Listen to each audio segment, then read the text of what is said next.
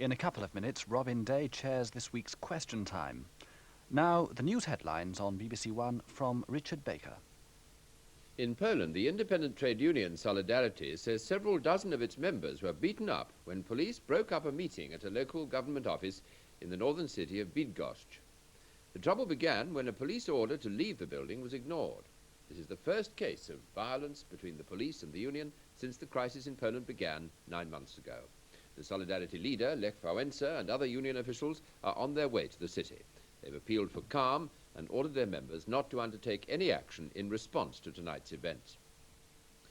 A British-born Pakistani woman has won her 6-year battle with the Home Office for permission to bring her 3 children into Britain. Mrs. Anwar Ditta, who was the subject of a recent Grenada World in Action programme, hasn't seen her 3 children since she left Pakistan 6 years ago.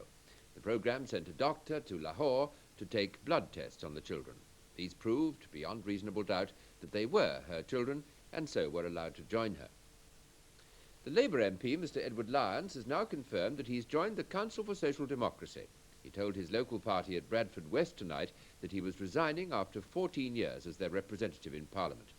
He said it was deeply distressing, but in his view the Labour Party had changed for the worse. The Conservative MP, Geoffrey Dickens, says he isn't satisfied with the Attorney General's explanation of why the former diplomat, Sir Peter Hayman, wasn't prosecuted for alleged involvement in child pornography.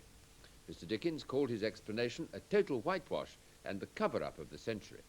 At a news conference later, the MP revealed what he called the skeleton in his own cupboard, the breakup of his marriage. He said he'd made the announcement because he'd come into the public eye and felt it was best to be honest. At Cape Canaveral in Florida, 1 man has died and 5 others were injured in an accident on the space shuttle Columbia.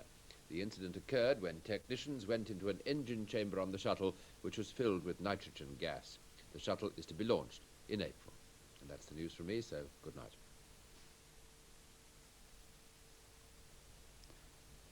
Now on BBC1, we join Robin Day for tonight's Question Time.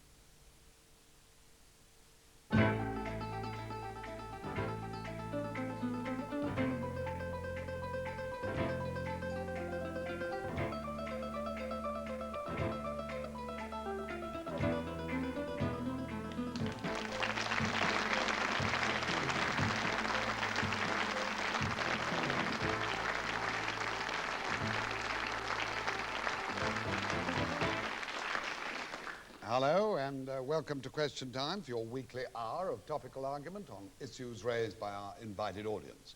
Around